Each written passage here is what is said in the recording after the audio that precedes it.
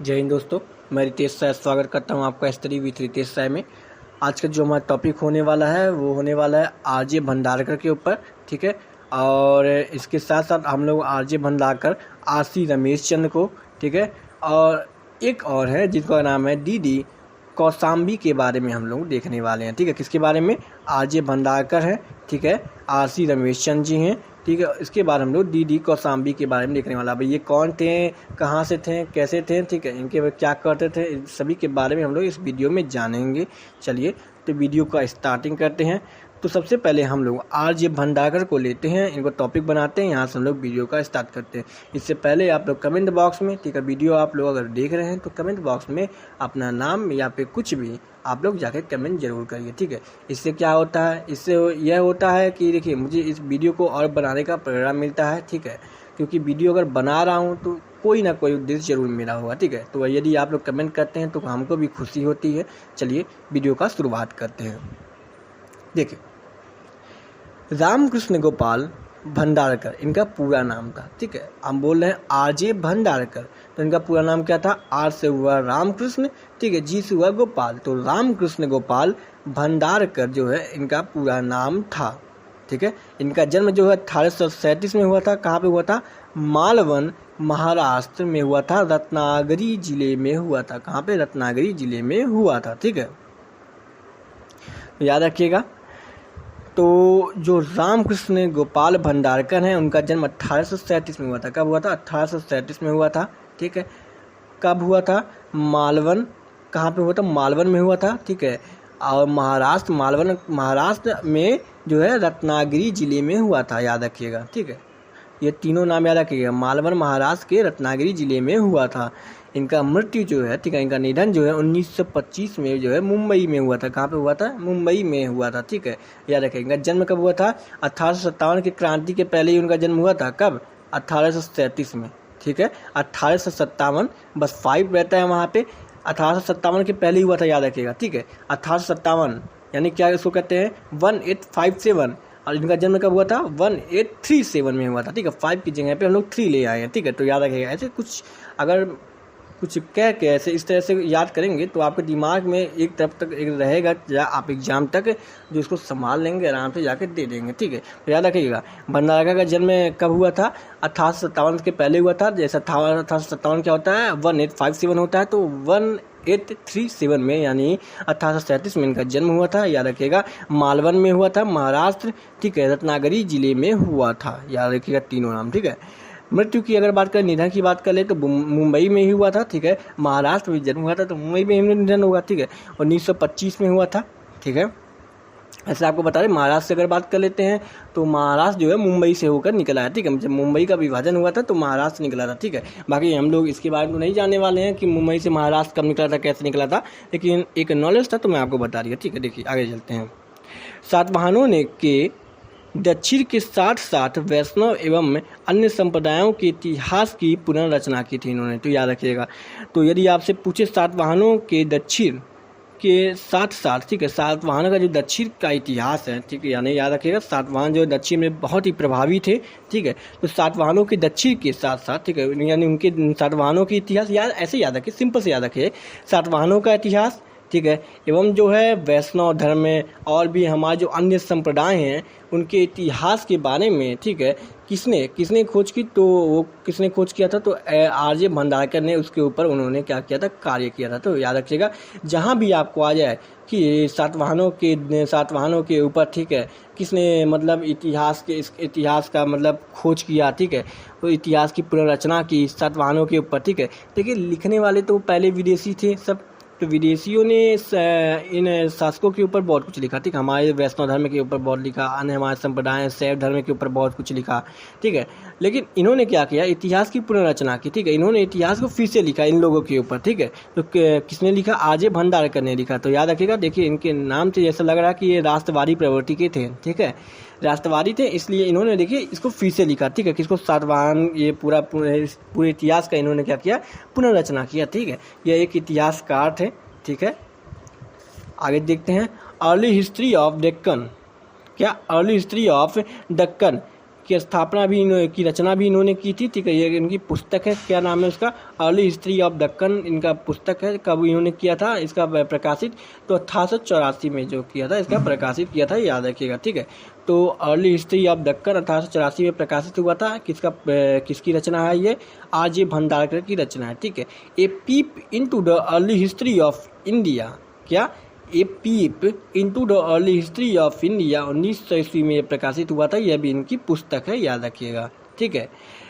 Vaishnavism, Shaivism and minor एलिजियस, क्या, फिर से सुनिए नाम, देखिए, वैष्णविज्म, शैविज्म, वैष्णविज्म, ठीक है, यानी कि वैष्णव धर्म, वैष्णव संप्रदाय जो होता है, शैविज्म यानी शैव संप्रदाय होता है, जो शैव धर्म होता है, वैष्णव धर्म होता है, ठीक है। ये तो आप लोग जान ही रहे होंगे, तो वही बोल रहा है, Vaishnavism, Shaivism and minor religious system, ठीक है, क्या, माइनर एलिजियम सिस्टम की रचना जो है वो भी इनकी पुस्तक है, ठीक है। इसकी रचना जो है 1913 में हुई थी। तो याद रखिएगा, इतना पूरा नाम मत याद रखिएगा, लेकिन इतना तो जरूर याद रखिएगा कि वैष्णविज्म, शैविज्म, ठीक है। अगर ये इससे रिलेटेड कोई भी पुस्तक की बात की कि इसकी रचना कब हुई थी, तो किसने की थी, तो आरजे भंडारकर ने की थी। कब की थी, तो 1913 में की थी, ठीक है, याद रखिएगा, ठीक है। देखिए, a peep into early history of India की स्थापना इन्होंने 1900 में की थी। अर्ली हिस्ट्री ऑफ डेक्कन की स्थापना इन्होंने 1884 में की थी। और जो है वैष्णव, Shaivism and minor religious system है, उनकी स्थापना इन्होंने क्या की थी, 1913 में इसकी रचना की थी, ठीक है। ये दादा भाई नौरोजी के शिष्य थे, याद रखिएगा। दादा भाई नौरोजी का नाम तो आप लोग जान ही रहे होंगे, ठीक है। ड्रेन थ्योरी के क्या थे, ये संपादक थे दादा भाई नौरोजी, ठीक है। ड्रेन थ्योरी क्या था, अभी आगे अगर आता है तो हम लोग आपको समझाते हैं, ठीक है। देखिए, ये राष्ट्रवादी चेतना के धनी थे, याद रखिएगा, ठीक है। मैंने आपको पहले ही बताया था, ये एक राष्ट्रवादी इतिहासकार लग रहे हैं, ठीक है। प्रथम स्वदेशी इतिहासकार भी ये थे, याद रखिएगा। प्रथम स्वदेशी इतिहासकार की बात कर लेते हैं तो यहाँ पे आरजे भंडारकर जी का नाम आता है, ठीक है। इन्होंने भारतीय सभ्यता पर विदेशी प्रभावों के सिद्धांत का तर्कपूर्ण विरोध किया, याद रखिएगा।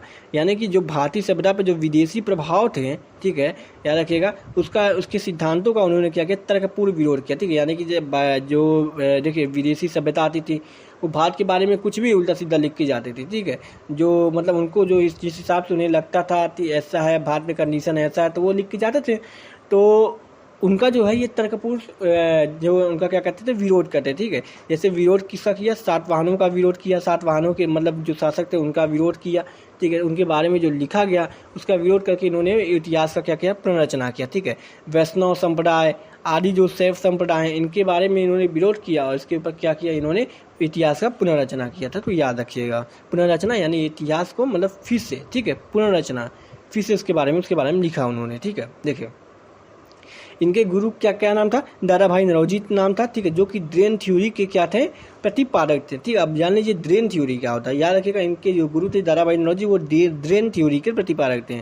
आप लोग जानते होंगे ड्रेन थ्योरी क्या है, लेकिन मैं बता रहा हूँ एक बार, ठीक है। देखिए, ड्रेन थ्योरी के अंदर क्या था, अंग्रेजों द्वारा भारतीय संसाधनों का शोषण मतलब कैसे किया जा रहा है उसको समझाया था, ठीक है। याद रखिएगा, जो अंग्रेज थे वो भारतीय संसाधनों का जो है शोषण कर रहे थे, यानी कि भारत के सामान को, ठीक है, अपने देश में ले जाते थे, ठीक है। तो इसके माध्यम से वो कैसे जो है भारत के संसाधनों का, ठीक है, भारत के संसाधनों का वो किस प्रकार से नष्ट कर रहे हैं, उसको ले जा रहे हैं अपने यहाँ, ठीक है, अपनी इकोनॉमी को बढ़ा रहे हैं और भारत की इकोनॉमी को खत्म कर रहे हैं। तो इसको उन्होंने समझाया था किसके, ड्रेन थ्योरी के माध्यम से दादा भाई नौरोजी ने, जो कि किसके गुरु थे, तो जो है ये आरजे भंडारकर के गुरु थे, ठीक है, याद रखिएगा। सन 1885 में भंडारकर को जर्मनी के गोटिंगे विश्वविद्यालय में डायरेक्टर की उपाधि मिली थी, याद रखिएगा। कब, सन 1885, ठीक है। 1885 का डेट क्यों इम्पोर्टेंट है, ये भी आप लोग जरा बताइए तो, ठीक है। जरा ये बताइए राष्ट्रीय कांग्रेस की स्थापना कब हुई थी, ठीक है। तो सन 1885 में भंडारकर को तो ऐसे याद कर सकते हैं, समझ लीजिए, राष्ट्रीय कांग्रेस की जब स्थापना हुई थी तब। और ये भी ना पता हो आपको राष्ट्रीय कांग्रेस की स्थापना कब हुई थी तो क्या ही कर सकते हैं, लेकिन याद कर लीजिए, ठीक है। तो 1885 में भंडारकर को जर्मनी के गोटिंगे विश्वविद्यालय में डायरेक्टर की उपाधि मिली थी, याद रखिएगा। इनका जो है इन्हें प्रसिद्धि का इनका कारण क्या है, ठीक है। इनकी प्रसिद्धि का कारण जो इनका पौरवात्य, ठीक है, क्या, पौरवात्य अध्ययन जो इनका है, ठीक है। इनकी प्रसिद्धि का कारण एक तरफ से समझ लीजिए इनका जो विरोधी अध्ययन है, ठीक है, तर्कपूर्ण जो अध्ययन कर देते हैं, ठीक है, किसी चीज़ का, ठीक है, वही क्या है, इनके जो प्रसिद्धि का कारण है। तो याद रखिएगा, वहाँ पे आपको शब्द मिल सकता है पौरवात्य, ठीक है। पौरवात्य अगर शब्द मिले तो उसका यही अर्थ समझिएगा और उसको टिक करके आइएगा, ठीक है। सन 1911 में इन्हें जो है नाइट की, ठीक है, नाइट मतलब रात की बात नहीं कर रहा हूँ, नाइट KNIGST, ठीक है, नाइट की इनको उपाधि से सम्मानित किया गया था। कब? 1911 में। ये इंपॉर्टेंट है, ठीक है, याद रखिएगा। सन 1911 में इन्हें नाइट की उपाधि से क्या किया गया था? सम्मानित किया गया था। और सन 1894 में ये मुंबई विश्वविद्यालय के उप कुलपति भी रहे थे, ठीक है। तो ये मुंबई विश्वविद्यालय के उप कुलपति कब रहे थे? सन 1894 में रहे थे। सन 1903 में शिक्षा शास्त्री के रूप में ये चुने गए थे। सन 1930 में भंडारकर जो है शिक्षा शास्त्री के रूप में चुने गए थे। वियना का प्राच्य भाषा सम्मेलन जो है 1883 में हुआ था, जहाँ पे इनको सदस्य के रूप में बुलाया गया था। तो वियना का जो प्राच्य भाषा जो है सम्मेलन में इनको जो है सदस्य के रूप में बुलाया गया था। कहाँ के? वियना के। कहाँ? अगर ऐसे पूछ सकता है, कहाँ के प्राच्य भाषा सम्मेलन में इनको सदस्य के रूप में बुलाया गया था? तो वियना का जो प्राच्य भाषा सम्मेलन था उसमें इनको सदस्य के रूप में बुलाया गया था। कब यह हुआ था? यह 1883 में हुआ था, याद रखिएगा। इनके सम्मान में पूना में जो है भंडारकर ओरियंट्स रिसर्च इंस्टीट्यूट की स्थापना की गई है, याद रखिएगा, ठीक है। क्या? पूना में, ठीक है, पूना में इनके सम्मान में जो है, ठीक है, भंडारकर ओरियंट्स, ठीक है, या भी कह रहे ओरिएंटल, ठीक है, ओरिएंटल, ठीक है, ओरिएंटल रिसर्च इंस्टीट्यूट की स्थापना की गई थी, याद रखिएगा। भंडारकर ओरिएंटल रिसर्च इंस्टीट्यूट की स्थापना कहाँ पे की गई थी? पूना में की गई थी। किसके सम्मान में? तो भंडारकर जी के सम्मान में की गई थी, ठीक है। ये प्रार्थना समाज को अत्यधिक मानते थे, मतलब मानते तो सब कुछ होती, लेकिन प्रार्थना समाज के प्रति इनका जो आकर्षण है कुछ अधिक ही था, ठीक है। प्रार्थना समाज आप लोग जान रहे होंगे। अब जरा हमको बताइए प्रार्थना समाज की स्थापना किसने की थी, ठीक है। तो कमेंट में ये चीज़ जरूर आप लिखिएगा, ठीक है। इनका बर्लिन के प्रोफेसर वेबर से जो है पतंजलि के महाभाष्य पर तार्किक बहस हो गया था, ठीक है। यदि आपसे ये पूछे कि पतंजलि के महाभाष्य पर इनका किसके साथ जो है, ठीक है, तार्किक बहस हुआ था, यानी वाद विवाद हुआ था, तो किसके साथ हुआ था? बर्लिन के जो प्रोफेसर थे वेबर के साथ इनका पतंजलि के महाभाष्य पर, ठीक है, ऐसे भी पूछ सकता है। बर्लिन के प्रोफेसर वेबर से इनका किस संबंध में, किस विषय पे, ठीक है, इनका क्या हुआ था? इनका बहस हुआ था, ठीक है। तो पतंजलि के महाभाष्य पे, ठीक है, जो पतंजलि ने महाभाष्य की रचना की थी, याद रखिएगा, पतंजलि एक कवि है, महाभाष्य उनकी रचना है। सन 1876 में विल्सन फिलोलॉजी, ये लेक्चरशिप है, ठीक है, देखिए यार क्या रखे, फिर से याद रखिए। सन 1876 में विल्सन फिलोलॉजी लेक्चरशिप श्रृंखला में इनका पहला लेक्चर रहा था, याद रखिएगा, ठीक है। इसमें इन्होंने क्या किया था? अपना पहला लेक्चर दिया था, याद रखिएगा। सबसे पहला लेक्चर देने वाले यही थे, ठीक है। इसकी जो था, ठीक है, सन 1876 में बना था, ठीक है। सन 1876 में जो विल्सन फिलोलॉजी लेक्चरशिप श्रृंखला था, ठीक है, इसमें इन्होंने अपना पहला दिया था, पहला स्पीच इन्होंने दिया था, याद रखिए। पहला लेक्चर देने वाले यही थे, ठीक है। इनके बारे में हम लोग खत्म करते हैं। अब आशी रमेश चंद के बारे में जानते हैं, ठीक है। चलिए देखिए, ये इसमें बहुत सारे डेट हैं, ठीक है। ये जो तीनों टॉपिक हम देखने वाले हैं, इसमें बहुत सारे डेट हैं। तो जो डेट आपके दिमाग में रह जाता है, जो नहीं रहता है उसको जाने दीजिए, क्योंकि जबरदस्ती करेंगे तो आपको याद होने वाला नहीं है। पीछे भी अभी आप लोग कई चीज़ पढ़े होंगे, उसको भी भूल जाएंगे, सब कुछ भूल जाएंगे। तो जितना हो पा रहा है उतना करिए, ठीक है, जबरदस्ती का काम मत करिए। चलिए आगे देखते हैं। आशी रमेश चंद की बात करते हैं। इनका पूरा नाम है डॉक्टर रमेश चंद मजूमदार। क्या नाम है इनका? डॉक्टर रमेश चंद मजूमदार इनका पूरा नाम है। तो देखिए, अब हम लोग हर एक जगह पे मजूमदार शब्द का बस प्रयोग करेंगे, ठीक है, तो याद रखिएगा। तो इनका नाम क्या है? डॉक्टर रमेश चंद मजूमदार, यानी हम लोग इनको शॉर्ट में मजूमदार कहेंगे। आगे देखते हैं, ठीक है। यह एक राष्ट्रवादी इतिहासकार हैं, ये भी राष्ट्रवादी हैं, वो भी राष्ट्रवादी थे, भंडारकर जी भी, ठीक है। इनका जन्म कब हुआ था? 1888 के, ठीक है, खंडपरहा में हुआ था, ठीक है। अब खंडपरहा जो है इस समय वर्तमान में बांग्लादेश में पड़ता है, ठीक है, याद रखिएगा, ठीक है। इतना मैं आपको बता दिया, ठीक है। बाकी ये मतलब मुझे पता था तो मैंने बता दिया, ठीक है।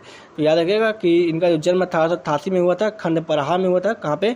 खंडपरहा में हुआ था। और खंडपरहा जो है कहाँ पे इस समय वर्तमान में? ये बांग्लादेश से संबंधित है, ठीक है, यानी पूर्वी बंगाल जिस समय कहते हैं। आगे देखते हैं। इनका जो निधन है वो 1980 में हुआ था। कब हुआ था? 1980 में हुआ था, कोलकाता में हुआ था, ठीक है। कोलकाता में इनका निधन हुआ था, ठीक है। चलिए इनकी शिक्षा की बात कर लेते हैं, ठीक है। तो कलकत्ता में, ठीक है, कोलकाता को पहले कलकत्ता ही कहते थे, तो याद रखिएगा, ठीक है। तो हम लोग कोलकाता के हैं, कलकत्ता के हैं, तो कंफ्यूज मत होइएगा, ठीक है, दोनों एक ही है, ठीक है।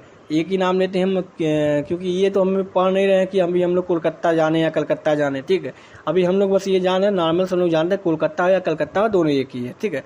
तो इनकी शिक्षा जो है कलकत्ता विश्वविद्यालय, कलकत्ता ही पहले कहते थे। तो कलकत्ता विश्वविद्यालय और प्रेसिडेंसी यूनिवर्सिटी में जो है इनका शिक्षा दीक्षा हुआ था। ठीक है, इन्होंने आगे भी कई जगह से शिक्षा प्राप्त किया। ठीक है, लेकिन मुख्यतः इन्होंने कलकत्ता विश्वविद्यालय और प्रेसिडेंसी यूनिवर्सिटी से शिक्षा प्राप्त किया था। सन 1921 में ये ढाका विश्वविद्यालय, ठीक है, ढाका विश्वविद्यालय यहाँ नहीं पड़ता है ढाका, याद रखिएगा। तो सन 1921 में ये ढाका विश्वविद्यालय के प्रोफेसर नियुक्त हुए थे, ये भी याद रखिएगा। कब ढाका विश्वविद्यालय के प्रोफेसर कब नियुक्त हुए थे, प्रोफेसर के पद पर कब कार्य किए थे ढाका विश्वविद्यालय में, तो 1921 में कार्य किए थे।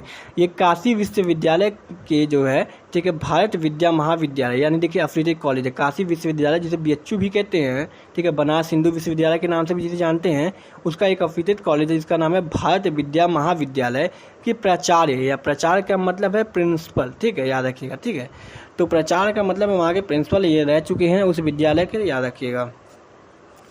आगे देख लेते हैं हम लोग। यूनेस्को ने मानव इतिहास कमीशन की उपाध्यक्ष भी रहे, याद रखिएगा। ये यूनेस्को के मानव इतिहास कमीशन के क्या रहे, उपाध्यक्ष भी रहे थे। इन्होंने अपनी प्रारंभिक शिक्षा की शुरुआत जो है ढाका के एक गवर्नमेंट कॉलेज से की थी, याद रखिएगा। ढाका के गवर्नमेंट कॉलेज से की थी, जैसे कि मैंने बताया था इनका जन्म जो है बांग्लादेश में हुआ था, तो याद रखिएगा। ठीक है, बांग्लादेश कहाँ पे हुआ था, खंडपरहा में इनका जन्म हुआ था। ठीक है, ये इनके गांव का नाम हो सकता है या फिर इनके ज़िले का नाम हो सकता है। ठीक है, तो इन्होंने अपनी प्रारंभिक शिक्षा वहीं से प्राप्त की थी। ठीक है, कलकत्ता विश्वविद्यालय से ये इन्होंने BA पास किया था। मैंने बताया था ना कि मुख्यतः ये कलकत्ता विश्वविद्यालय प्रेसिडेंसी यूनिवर्सिटी से थे, तो कलकत्ता विश्वविद्यालय से इन्होंने अपने BA यानी कि इसमें जो इन्होंने जो अपने स्नातक की डिग्री ली थी, BA को स्नातक कहते हैं। ठीक है, याद रखिएगा। जिसे आप लोग आज अंडर ग्रेजुएट कहते हैं उसको स्नातक की डिग्री कहते हैं। ठीक है, याद रखिएगा। इन्होंने चंपा स्वरद्वीप एवं कंबुज देश पर विस्तृत इतिहास लिखा, याद रखिएगा। इन्होंने चंपा स्वरद्वीप, यदि आपसे पूछे चंपा स्वरद्वीप पे किसने इतिहास लिखा है, ठीक है, या फिर कंबुज देश पर किसने इतिहास लिखा है, तो इन्होंने लिखा है R.C. रमेशचंद यानी मजूमदार जी ने लिखा है। ठीक है, याद रखिएगा। इन्होंने भारत के स्वतंत्रता आंदोलन का इतिहास 3 खंडों में लिखा है, याद रखिएगा। अगर पूछी जाए कि भारत के स्वतंत्रता आंदोलन का इतिहास किसने लिखा है, तो किसने लिखा है, मजूमदार जी ने लिखा है। ठीक है, तो मजूमदार ने लिखा, और इसको कितने भागों में विभाजित किया गया, बांटा गया है, तो इसको 3 भागों में बांटा गया है, याद रखिएगा। 1960 में भारत का उन्नत इतिहास इन्होंने लिखा था, याद रखिएगा। 1960 में इन्होंने भारत का क्या किया था, उन्नत इतिहास लिखा था। History and culture of Indian people के संपादक हैं ये। ठीक है, इसका प्रकाशित कब हुआ था, ठीक है, देखिए ये क्या है जो बताया, ये पुस्तक है। ठीक है, याद रखिएगा। तो history and culture of Indian people, क्या, history and culture of Indian people के महासंपादक हैं ये। 1977 में इसको यह प्रकाशित हुआ था, याद रखिएगा। जीवनेर स्मृति इनकी अंतिम पुस्तक रही। ठीक है, यदि मजूमदार जी की बात कर लिया जाए, ठीक है, R.C. रमेशचंद जी की बात किया लिया जाए, ठीक है, तो इनकी जो अंतिम पुस्तक रही वो कौन सी रही, जीवनेर स्मृति। क्या रही, जीवनेर स्मृति। ठीक है, यानी जीवन, देखिए इनकी अंतिम पुस्तक इनकी जीवनेर, ठीक है, इनकी अंतिम पुस्तक रही, याद रखिएगा। The freedom movement in India, ठीक है, मैंने पहले आपको बताया था भारत के स्वतंत्रता आंदोलन का इतिहास इन्होंने लिखा था। ठीक है, इसको अब मैं इंग्लिश में बोल रहा हूँ, the freedom movement in India. ठीक है, याद रखिएगा। यदि आपके एग्जाम में आता है, मान लीजिए हिंदी में आ गया, ठीक है, भारत के स्वतंत्रता आंदोलन का इतिहास, लेकिन आप याद क्या किए थे, the freedom movement in India, तो एक बार जब पुस्तकों का जो भी नाम आए उसको हिंदी इंग्लिश दोनों में आप लोग पढ़ने की कोशिश करिएगा। ठीक है, क्योंकि हो सकता है हिंदी नाम दिया हो आपको ना समझ में आए तो इंग्लिश नाम लिख लीजिएगा, हो सके आप इंग्लिश नाम याद किए हों। ठीक है, या फिर हो सकता है आप लोग हिंदी नाम याद किए हो तो इंग्लिश, तो यहाँ पे इंग्लिश ला दिया हो, तो एक बार आप लोग मतलब देख लीजिएगा, समझ लीजिएगा। ठीक है,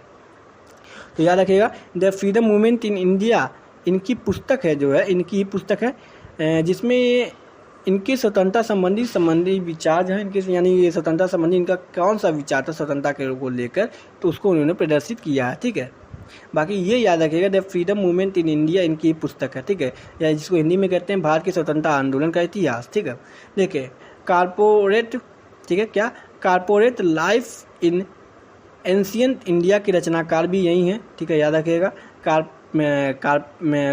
corporate life in ancient India, ठीक है, की रचनाकार कौन है, यही हैं। एडवांस हिस्ट्री ऑफ इंडिया के भी रचनाकार यही हैं, ये भी याद रखिएगा। ठीक है, इसके अलावा भी ये कई अन्य पुस्तकों के हैं जो हैं, जैसे कि देखिए द क्लासिकल एज के ये लेखक हैं, किसके, द क्लासिकल एज, देखिए पुस्तकों के नाम मैं कितना ले रहा हूँ यहाँ पे। The freedom movement in India की बात किया मैं, ठीक है। Corporate life in ancient India की बात किया, एडवांस हिस्ट्री ऑफ इंडिया की बात किया, द क्लासिकल एज की बात की। अब हम लोग वैदिक एज की बारे में भी बोलते हैं, ठीक है। The classical age, Vedic age, the age of imperial unit की भी इन्होंने रचना की था, किसकी, the age of imperial unit की, ठीक है। और द स्ट्रगल ऑफ अम्पायर की भी इन्होंने क्या की थी, रचना की थी, ठीक है। तो सारे पुस्तकों का नाम याद रखिएगा, एक बार वीडियो को आप लोग पीछे करके देख सकते हैं, इनका नाम फिर से सुन सकते हैं, ठीक है। अब हम लोग आगे बात करते हैं डी.डी. कौशाम्बी की, ठीक है। तो याद रखिएगा डी.डी. कौशाम्बी, ठीक है। इनका नाम क्या है, ठीक है, डी से दामोदर, ठीक है, और फिर डी से धर्मानंद, ठीक है। तो दामोदर धर्मानंद कौशाम्बी इनका पूरा नाम है, ठीक है। तो याद रखिएगा हम लोग कौशाम्बी कहकर इनके नाम का आगे देखते हैं, ठीक है। तो इनका पूरा नाम जरूर याद रखिएगा, दामोदर धर्मानंद कौशाम्बी इनका पूरा नाम है। जन्म इनका 1907 में हुआ था, कब, वहाँ हुआ था, गोवा में हुआ था इनका जन्म, ठीक है। निधन की बात कर लेते तो 1966 में इनका निधन हुआ था, 66 यानी 66 में, ठीक है। 1907 में इनका जन्म हुआ था, ठीक है। 1907 में इनका जो जन्म हुआ था, कहाँ पे हुआ था, गोवा में हुआ था। इनका निधन 1966 में हुआ था, कहाँ पे हुआ था, पुणे में हुआ था। भारत के गणितज्ञ, इतिहासविद तथा राजनीतिक विचारक थे, याद रखिएगा ये कौन, कौशाम्बी जी, ठीक है। और याद रखिएगा ये मार्क्सवादी इतिहासकार थे, ये इनके लिए थोड़ा खास होने वाला क्या, ये एक मार्क्सवादी इतिहासकार थे, इस चीज़ को याद रखिएगा, ठीक है। इनकी कुछ रचनाओं के बारे में हम लोग बात कर लेते हैं। An introduction on the study of Indian history, ठीक है। इसके क्या है, इसके ये रचनाकार हैं, इसकी रचना इन्होंने कब की थी, 1956 में इसका जो है इसका प्रकाशन हुआ था, याद रखिएगा क्या नाम है, an introduction of study of Indian history, ठीक है।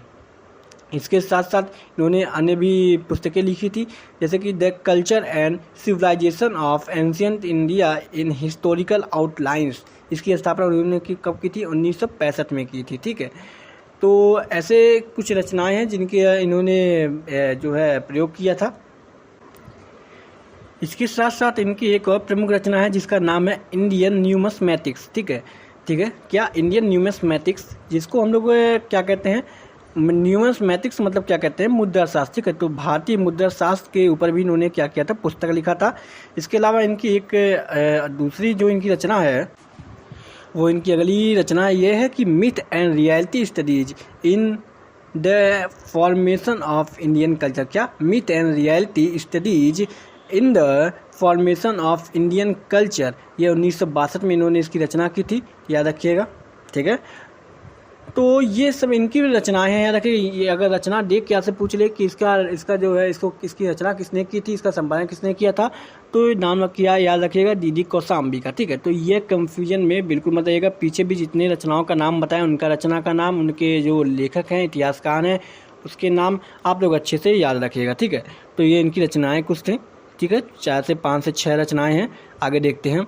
सर्वप्रथम भारतीय इतिहास, ये प्रमुख रचनाएं हैं, ठीक है, याद रखिएगा, बस नहीं रचनाएं हैं, ये प्रमुख रचनाएं हैं, ठीक है। सर्वप्रथम भारतीय इतिहास में कृषकों को लेकर, ठीक है, प्रकाश में लाने का, कृषकों को प्रकाश में लाने का श्रेय इनको जाता, ठीक है। यानी जो कृषक हैं, ठीक है, क्या, कृषक, ठीक है, जो होते हैं, ठीक है, किसान जो होते हैं, इनको लेकर सर्वप्रथम इन्होंने क्या किया था, उनको जो प्रकाश में, यानी कि उनके बारे में इन्होंने लिखा था, याद रखेगा, ठीक है। तो यदि कृषक के बारे में आता है, ठीक है, कुछ भी कृषक के बारे में आता है, किसान के बारे में आता है, तो याद रखिएगा डी.डी. कौशाम्बी उससे संबंधित रहेंगे, ठीक है। तो कृषक, बस एक शब्द याद रखिएगा, कृषक से कौन संबंधित है, डी.डी. कौशाम्बी संबंधित है, ठीक है, याद रखिए। आगे चलते हैं, क्योंकि आपके चैप्टर में जो है मैंने आपको 3 टॉपिक पढ़ाया है, उसमें जो है कौशाम्बी, डी.डी. कौशाम्बी जी हैं, बस वही अकेले प्रश्न अकेले हैं जो कि क्या हैं, कृषक से संबंधित है, तो आप लोग याद कर सकते हैं, ठीक है। चलिए आगे देख लीजिए। तो इन्होंने याद रखिए पूरा यह सेंटेंस कि सर्वप्रथम भारतीय इतिहास में कृषक को प्रकाश में लाने का श्रेय इनको ही जाता है, कौशाम्बी जी को जाता है, याद रखिएगा।